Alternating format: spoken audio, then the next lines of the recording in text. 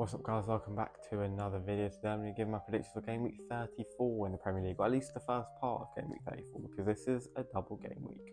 Some huge relegation clashes in this game week, and we start off with one of those, Luton against Brentford. Brentford beat Sheffield United last time out and almost eliminated any real chance of them going down. Luton in the bottom three, currently just 1 point of safety, and a win would take them within 4 points of Brentford and would also lift them out of the relegation zone, at least temporarily.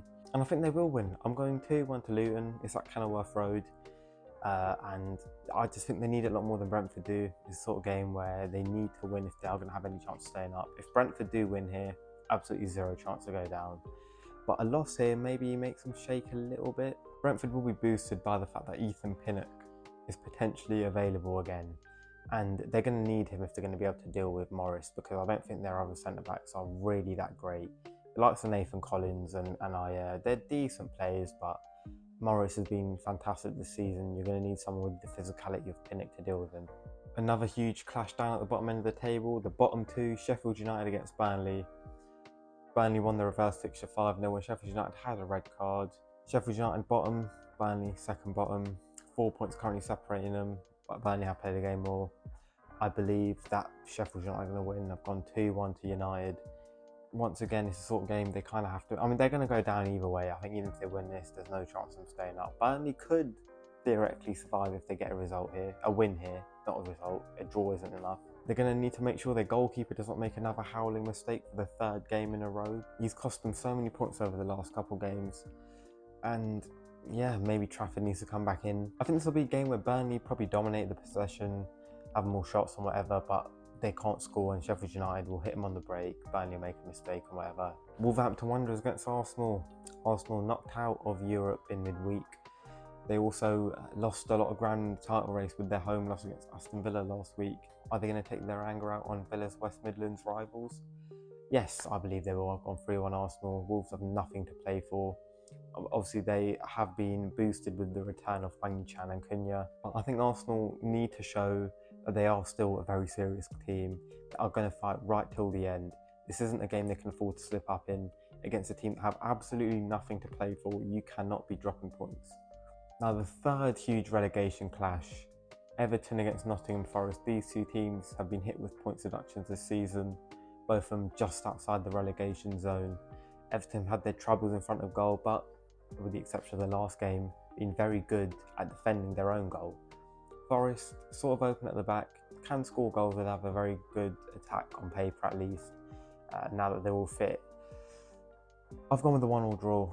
I think it'll be quite a cagey game. I think Everton will play fairly well, Forest will defend well, get a goal on the break. I do think Everton are going to miss a couple big chances in this game. There's been too many games this season where I've predicted Everton to score 2 goals, and they just haven't been able to deliver because they've got Calvert-Lewin and Beto as their 2 strikers, who are both terrible.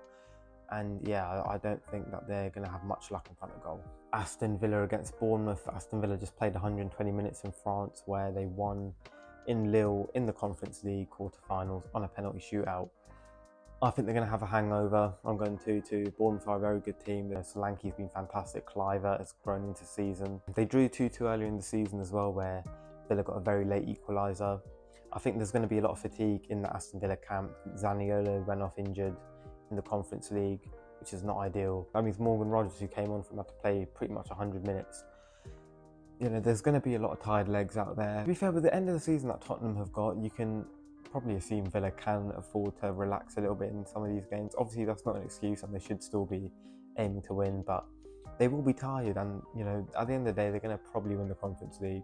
Crystal Palace against West Ham. West Ham, another club that were in Europe in midweek. Unfortunately for them, were knocked out by Leverkusen, who have arguably been the best team in Europe this season. Arguably the best team in the world. They're still unbeaten, and they're looking really, really strong. Although, with that being said, West Ham were fantastic, especially in that first half. They were all over Leverkusen. Like, David Moyes outclassed Alonso in that first half, man. That's crazy to say. And he did that without Lucas Paqueta as well, and Jared Bowen, who had just returned from injury. Like, if there was more match fit, I don't know, West Ham might have won.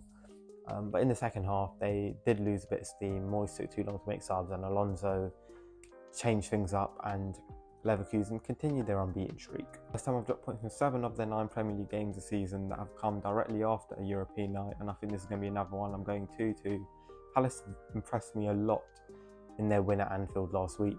This game will be a lot different. Obviously, West Ham don't really play as front foot as Liverpool. They're much more a counter-attacking team, which means Palace won't be able to find the same amount of space in behind as they did against Liverpool. But they have some really technical players that don't need to be playing against a high line to succeed. The likes of Eze and Elisa are fantastic, Adam Wharton as well. However, with them needing to commit a bit more bodies forward, I think West Ham will be able to exploit the space in behind. They've got a really good team for the counter. The likes of Bowen, Paqueta and Kudus thrive off those sort of situations. And although Palace defended very well against Liverpool, I do think this will be a high-scoring game. Finally, Fulham against Liverpool. Liverpool, yet another club that were knocked out of Europe in midweek. They did beat Atalanta in Italy 1-0, but they lost 3-1 on aggregate. Fulham have been very good at home this season, for the most part at least. Even the games where they haven't won, they've played very well, and I think they're going to give Liverpool a lot of problems. I'm going with a 2-2 draw. At Anfield, it ended 4-3 to Liverpool. They were 3-2 down with 5 minutes of normal time to go. Fulham were very good in that game. In the Carabao Cup, especially at Craven Cottage, Fulham were the better team. You know, they should feel very hard done by that. They didn't win that game and they didn't get through to the final because they were fantastic in that one. Marco Silva is a phenomenal coach, and Liverpool have been really bad in front of goal. I'm giving them 2 goals because I do think Fulham can have a lapse of concentration at times. I think maybe a penalty will be given to Liverpool in this game as well. Yeah, Muniz has been in fantastic form. Pereira's coming off 2 goals in the last game. I think it's going to be a really tricky game for Liverpool, man. And I hope it's not. I hope they win very comfortably, but I don't think that's going to happen. And Liverpool's end of season is very tough. The next 2 games, 2-3 days after this, they've got Everton away in a game where they always draw. Everton fight for their lives and also looking to end Liverpool's title dream. And then after that, they've got West Ham away, which is also a tough game. They've still got to play Villa and Tottenham as well. Villa away is very tough. Those are my predictions for this game. Let me know what you think in the comments down below, and I'll see you soon for another video.